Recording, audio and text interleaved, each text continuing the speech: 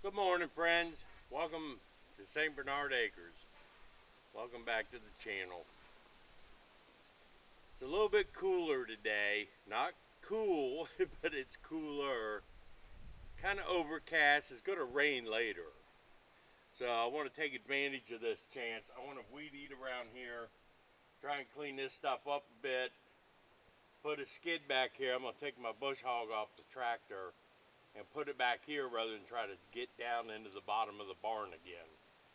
I want to get that off, so I'm not going to be bush hogging for a while. So let's see if I can get this clean. That's that beat up old abandoned Husqvarna that I got to run, and hopefully, you know, it'll cut through this crab stuff and not mess up my pressman. I don't know how long it'll run.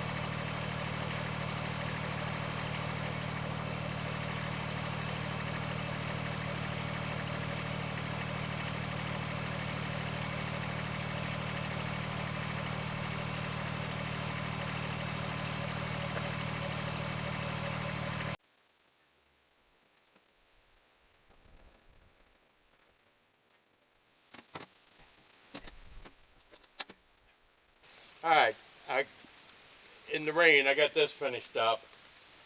Got the gearbox, the shaft, all the grease points, everything covered, protected from the rain. Not worried about the powder coated shell around it. But that project's done. Now I've got to work on the other side of the shed. So it's still a light rain. I got you way over there under the trees. Hopefully you can hear me all right. This is my failed rainwater collection system. Now the only thing that failed, it worked flawlessly. What Joe did not take into consideration is 1,200 gallons of water. How much that was going to weigh. I didn't factor that into the few blocks I'd used to set these up on a little bit. So, water weighs 8 pounds a gallon. A pint is a pound the world round. 8 pints. Yeah. 16 pints a gallon, blah, blah, blah.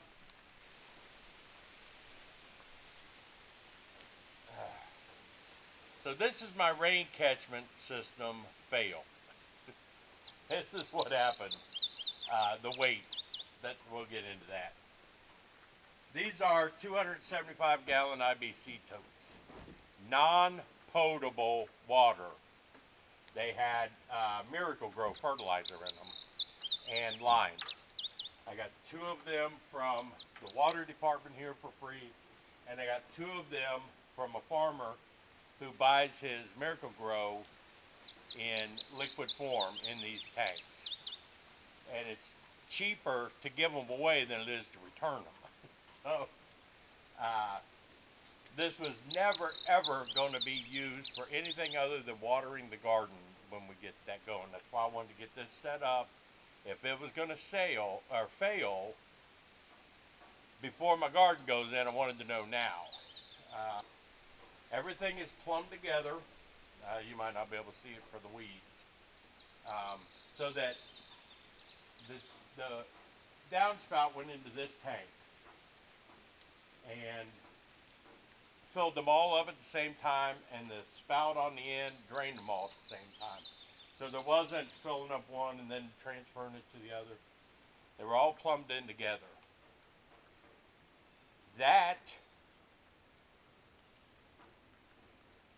Being aware of that, that is what led to my catastrophic failure. I had 300 gallons in each tote. 8 pounds a gallon for water. 2,400 pounds per tote. Right? 9,600 pounds of water when all 4 of these were full, and they were over full. So let's round it off and say 10,000 pounds. 5 tons. Because each one of these things is 1.25 tons. So what I've got to do, they're all drained now. I cut the 2-inch PVC that was connecting each tote with the Sawzall, so I can just put a collar on and put them back together when I'm finished. I have to pull these out. I have to cut all this down again, reclaim all this area, pick up my 4x6s I had used, and the blocks that I'd used were the wrong blocks. They could not carry that much weight the way I had them set up. So I just did not think about how heavy these were going to be once they were full. So I'll pull all this stuff away. I'll get different blocks. I'll set them back up again if the bottoms of them aren't damaged. If the bottoms of the crates are too damaged to sit level, then I don't know what, I might have to get different ones, I guess. But hopefully I can make this work without having to get different totes. I think I can fix my problem. So as long as it's not raining too much, it's still sprinkling. Alright, this should give you an idea of how this failed.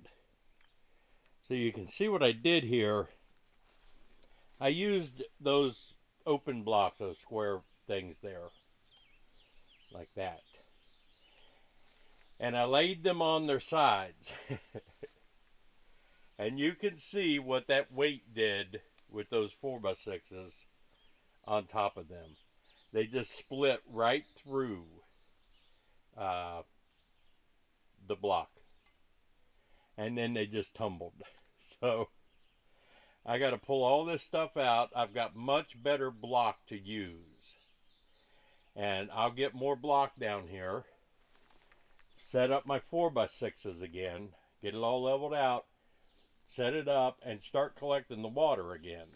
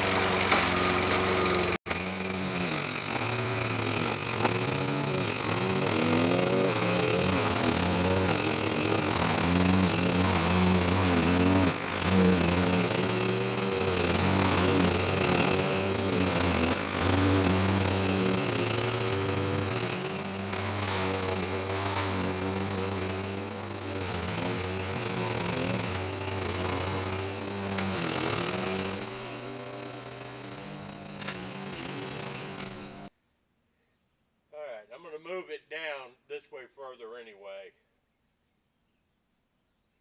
I'm going to put it down here by this door. So, let me get some starters here.